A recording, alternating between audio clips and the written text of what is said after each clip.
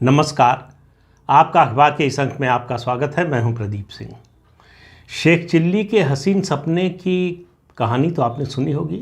Sheikh chilli एक ऐसी शख्सियत था जिसके लिए कुछ भी असंभव नहीं था। वो कुछ भी कल्पना में वो कुछ भी कर सकता था, कुछ भी बना सकता था, कुछ भी बन सकता था।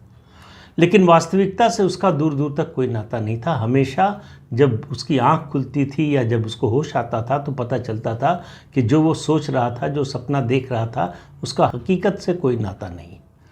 तो अपने देश की राजनीति में इस समय नए शेख चिल्ली पैदा हुए हैं। सुप्रीम कोर्ट के वरिष्ठ वकील कपिल सिब्बल। सिब्बल साहब को वैसे भी सपने आते रहते हैं।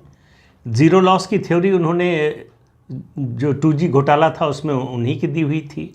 तो वो मतलब कोई आज नई बात नहीं है और वो लगातार इस तरह के काम करते रहे हैं। लेटेस्ट उनका एक लेख छपा है हिंदी अखबार दैनिक जागरण के संपादकीय पेज पर, जिसके मुताबिक उनके मुताबिक बल्कि जो लेख लिखा है उसके मुताबिक बीजेपी के लिए 2024 में जीतना बहुत आसान नहीं है। उसकी राह बड़ी कठिन है।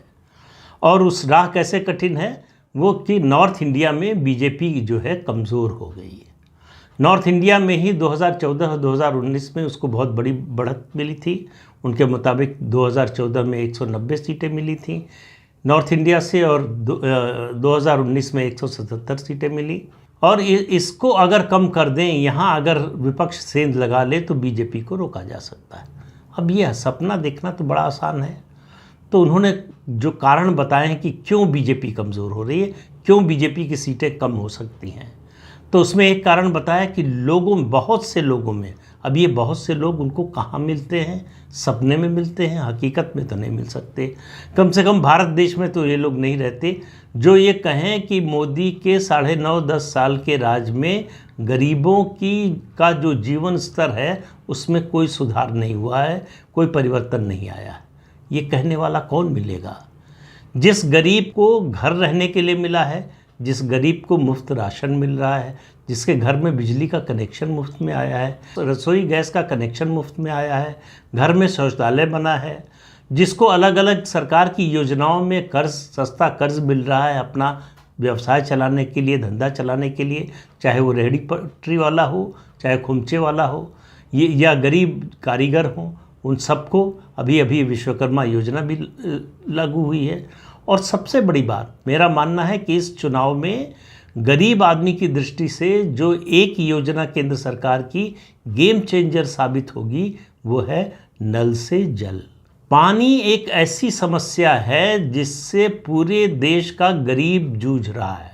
गरीब औरतों को खास तौर से इसकी परेशानी उठानी पड़ती थी। मीलों जाकर पानी लेकर आना पड़ता था पीने के लिए। पानी की किफ़ायत में पूरी ज़िंदगी बीत जाती थी। बच्चों के लिए पढ़ाई छोड़कर पानी लाना ज़्यादा इम्पॉर्टेंट हो जाता था। तो ख़ास तौर से लड़कियों के लिए, लड़कियों की पढ़ाई पर असर पड़ता था। जो पानी आता था उसकी गुणवत्ता का कोई जो है हिसाब नहीं, तो उससे अलग अलग तरह के जो वाटर बॉर्न डिजीज़ होती है वो होती थी, उसका खर्चा अलग से, और उसकी वजह से कामकाज रुका, उसका नुकसान अलग से। तो जिसके घर में नल लगा और पानी आने लगा, उसके चेहरे की मुस्कान देखिए तो आपको पता चलेगा कि उसके जीवन स्तर में सुधार आया है या नहीं। लेकिन कपिल सिब्बल को ये नहीं दिखेगा। उनको जब 2G में कोई लॉस ही नहीं दिखा, कोई नुकसान ही नहीं दिखा, तो भला गरीब आदमी के घर में नल से जल आ रहा है ये कहाँ से दिखेगा? उनको कहाँ से दिखेगा कि गरीब आदमी का जनधन अकाउंट जो खुला उसमें लगातार अब पैसे आ रहे हैं। डीबीटी के जरिए जो पैसा भेज रही है केंद्र सरकार उन खातों में आ रहा है। उनमें से ज़्यादातर खाते फंक्शनल हैं। जब ये खाते खुले थे तो सरकारी बैंकों में अधिकारियों को बड़ी चिंता थी कि ये खाते जो है ज़्यादा दिन चल नहीं पाएंगे और ये सब जो है वो डॉर्मेंट हो जाएंगे। लेकिन ऐसा कुछ नहीं हुआ। जिस तरह से यूपीआई का इस्तेमाल हो रहा है, डिजिटल ट्रांजैक्शन हो रहा है और तमाम चीज़ें हैं। अब आप कहेंगे कि यूपीआई और डिजिटल ट्रांजैक्शन गरीब पर सबसे ज़्यादा इसका पॉजिटिव इम्पैक्ट पड़ा है। ठेले वाला, सब्जी वाला, खोमचे वाला, उसके पास पेटीएम की सुविधा है।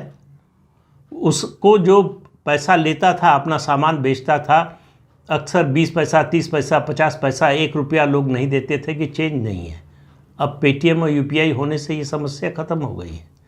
पैसा उसके बैंक में जा रहा है, उसको जेब में रख कर घूमना नहीं पड़ता कि जेब कतरा जेब काट लेगा या कोई लूट लेगा। उसको पैसा ले जाकर बैंक जमा करने की ज़रूरत नहीं होती है, चाहे बड़ा सब्जी वाला हो, छोटा सब्जी वाला हो, फल वाला हो, या इस तरह का जो रोज़मर्रा का बिज़नेस करते हैं उनके लिए सीधे पैसा बैंक में चला जाता है। जमा कराने के लिए बैंक भी नहीं जाना पड़ता। तो कपिल सिब्बल को दिखाई ही नहीं देता कि आम आदमी के जीवन में परिवर्तन क्या हुआ है। दूसरा, उन्होंने कहा महंगाई बढ़ने से बीजेपी की छवि खराब हुई है। तो जितने प्रदेश हैं देश में, उनमें से सबसे ज़्यादा महंगाई राजस्थान में है। तो राजस्थान में महंगाई बढ़ने से अशोक गहलोत की छवि खराब नहीं हुई, लेकिन देश में महंगाई बढ़ने से नरेंद्र मोदी की छवि खराब हो गई। ये निष्कर्ष सिर्फ कपिल सिब्बल निकाल सकते हैं। महंगाई को ऑफसेट करने के लिए जो कोरोना काल में मुफ्त राशन वितरण की व्यवस्था सरकार ने शुरू की थी, वो आज तक जारी है। महंगाई से लड़ने में वो गरीब आदमी के लिए सबसे बड़ी सहायक योजना है। गरीब आदमी को 2 जून की रोटी के लिए कहीं भटकना नहीं पड़ता। वो कुछ काम न करे तब भी उसके और उसके परिवार के 2 वक्त के 3 वक्त के खाने का इंतज़ाम है, और उसके लिए उसको कोई खर्च नहीं करना पड़ता, उसको कोई कमाई नहीं करनी पड़ती।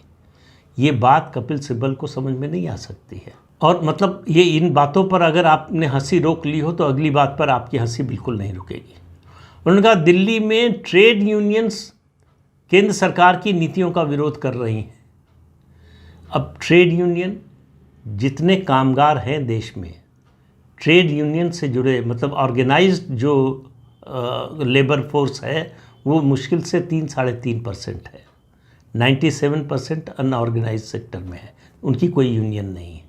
इसमें भी ये जो 3-3.5% है ऑर्गेनाइज सेक्टर में, इसमें भी यूनियन से जुड़े हुए बहुत कम लोग हैं। और यूनियन जो हैं वो किसी न किसी पॉलिटिकल पार्टी से एफिलिएटेड है। उनके विरोध का कोई मतलब रह गया है क्या? उनका कोई असर है क्या? उनका मजदूरों पर कोई असर है क्या? ये कपिल सिब्बल को ही दिखाई दे सकता है, या सीताराम येचुरी को दिखाई दे रहा होगा कि ट्रेड यूनियंस बड़ा आंदोलन कर रही हैं और उससे समाज में क्रांति आने वाली है।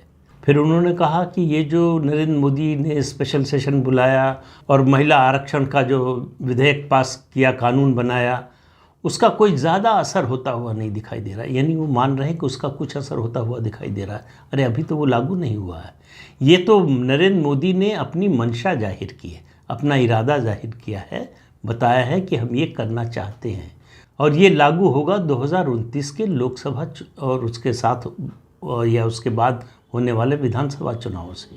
अगर ज़्यादा संभावना ये है कि 2029 में शायद लोकसभा और विधानसभा चुनाव साथ साथ हो। तो इसका असर खोजने कहाँ गए कपिल सिब्बल मुझे मालूम नहीं, या उनकी पुरानी पार्टी कांग्रेस पार्टी कहाँ खोजने गई मुझे मालूम नहीं।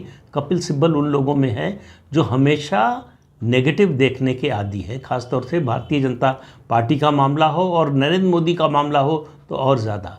ये वही कपिल सिब्बल है जो 2019 के चुनाव से पहले चले गए थे लंदन, जो डेटा एनालिटिक्स का सेमिनार था उसमें शामिल होने के लिए, और वो जॉर्ज सोरोस की कंपनी के तत्वाधान में हो रहा था। कैसे भारत में सरकार बदली जाए, तो ऐसी संस्थाओं की तलाश में कांग्रेस पार्टी और कपिल सिब्बल जैसे लोग हैं जो सरकारों का तख्ता पलटने की विशेषज्ञता रखती हों। इनको लगता है सोशल मीडिया के माध्यम से, एनजीओ के माध्यम से, झूठे नैरेटिव बनाने के माध्यम से इस तरीके से सरकार बदली जा सकती है।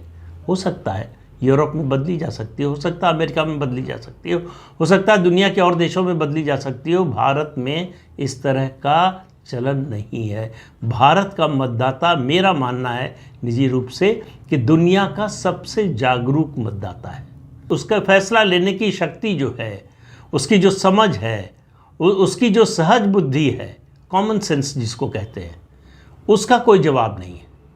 वो बहुत जल्दी ताड़ लेता है कि इस आदमी का इरादा क्या है, इसकी मंशा क्या है, ये हमारे लिए कुछ सोच रहा है या अपना दांव चलने के लिए आया है। और वो भांप लेता है और उस हिसाब से वो फैसला करता है। वो किसी अदालत के, किसी अखबार के, किसी मीडिया के फैसले का इंतज़ार नहीं करता। लेकिन कपिल सिब्बल को लगता है कि लोग मीडिया से ऊब गए हैं, क्योंकि मीडिया नरेंद्र मोदी को ज़्यादा दिखा रहा है। उनकी नज़र में सारा मीडिया गोदी मीडिया है। जो उनके नेता की प्रेस कॉन्फ्रेंस लाइव चलाता है, उनकी रैली लाइव चलाता है, वो मीडिया उनकी नज़र में गोदी मीडिया है। तो मतलब अगर गोदी मीडिया न होने का प्रमाण ये है कि टीवी चैनल, अखबार सिर्फ और सिर्फ कांग्रेस की खबरें और कांग्रेस के नेताओं के बयान और उनके कार्यक्रम दिखाएं, तो इसका मतलब गोदी मीडिया नहीं है। अगर आप देश के प्रधानमंत्री को दिखाते हैं तो आप गोदी मीडिया है। ये परिभाषा है कांग्रेस और कपिल सिब्बल की। और ये वही कपिल सिब्बल हैं जो 2019 के चुनाव से पहले गए थे सुप्रीम कोर्ट में कि आप अयोध्या में राम मंदिर निर्माण का जो मुकदमा चल रहा है उस मुद्दे की सुनवाई मत कीजिए। अगर उसकी सुनवाई शुरू करेंगे, फैसला आ जाएगा तो उसका फ़ायदा बीजेपी को मिलेगा, उसका राजनीतिक फ़ायदा, चुनावी फ़ायदा बीजेपी को मिलेगा। और बीजेपी पर आरोप लगाते हैं कि वो राम मंदिर के मुद्दे का इस्तेमाल राजनीति के लिए करती है।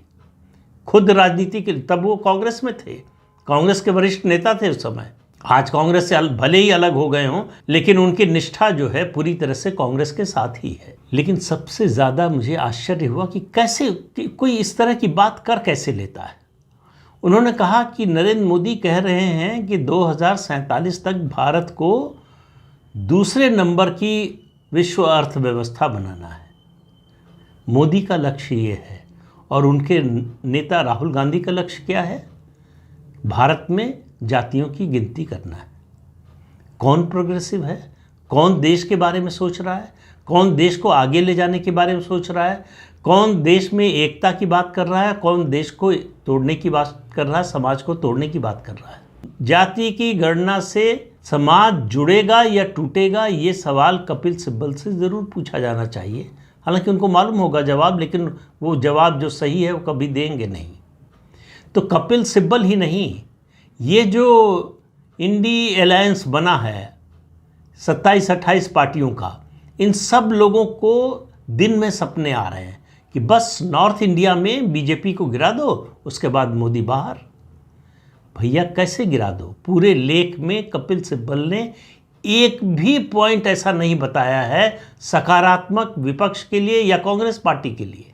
जिस पार्टी में उनकी निष्ठा है उसके बारे में एक भी सकारात्मक बात नहीं कही है कि कांग्रेस पार्टी के बारे में लोगों की धारणा बदल गई है और पॉजिटिव ढंग से सोचने लगे हैं, उसकी ओर देख रहे हैं, इसलिए मोदी हार जाएंगे या बीजेपी हार जाएगी। उनको सारी उम्मीद ये है कि लोग मोदी से नाराज़ हो जाएंगे और माला लेकर खड़े हो जाएंगे कि आइए राहुल जी, आइए कपिल सिब्बल साहब, आइए सोनिया जी, आइए प्रियंका जी, हम आपके साथ खड़े होने को तैयार हैं। तो इस तरह के सपने देखने से आप मीडिया में जगह तो पा सकते हैं, चर्चा का विषय तो बन सकते हैं, लेकिन चुनाव नहीं जीत सकते। चुनाव जीतने के लिए ज़मीन पर काम करना पड़ेगा, जो नरेंद्र मोदी और उनकी पार्टी कर रही है। काम अच्छा है कि खराब है, इसका फैसला जनता करेगी।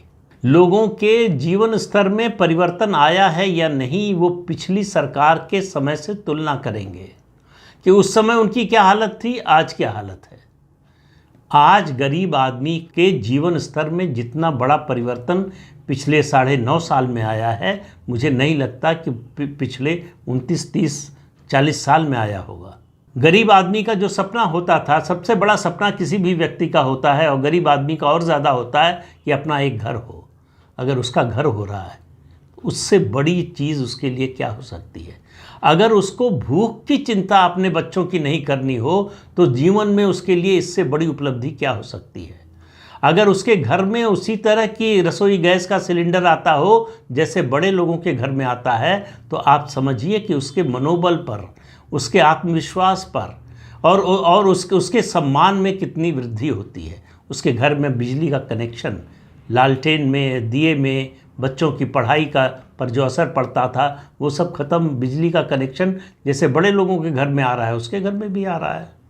शौचालय है घर में, उसको खेत में, जंगल में, झाड़ी में औरतों को नहीं जाना पड़ता रात में कि रात का अंधेरा हो तब वो घर से बाहर निकले, इसका इंतज़ार नहीं करना पड़ता। ये बात शहर में रहने वाले जो इन सुविधाओं को दशकों से भोग रहे हैं उनको इसका अंदाज़ा भी नहीं लग सकता कि इससे कितना बड़ा परिवर्तन आता है उनके जीवन में, उनकी मानसिकता में, उनकी सोच में।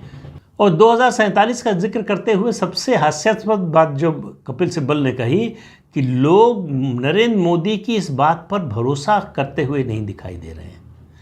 नरेंद्र मोदी की सबसे बड़ी ताकत है कि लोगों का भरोसा है उन पर, लोग उनकी बात पर भरोसा करते हैं, उनके कहने से लोग सब्सिडी छोड़ देते हैं। आज तक लाल बहादुर शास्त्री के अलावा कोई ऐसा नेता नहीं हुआ देश में जिसकी अपील पर जनता कुछ त्याग करने को तैयार हो जाए।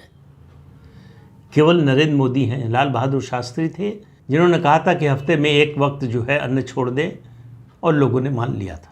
तो जो विपक्ष का अलायंस है, विपक्ष का गठबंधन है, वो कपिल सिब्बल जैसे मुंगेरी लाल के हसीन सपनों से ही चल रहा है। उनको उम्मीद है कि यहाँ हम बीजेपी को इसलिए हरा देंगे कि इस वजह से कमज़ोर हो गई है, वहाँ इसलिए कमज़ोर हो गई है। आप कहाँ कमज़ोर हो रहे हैं, इस पर भी तो ध्यान दीजिए हुजूर।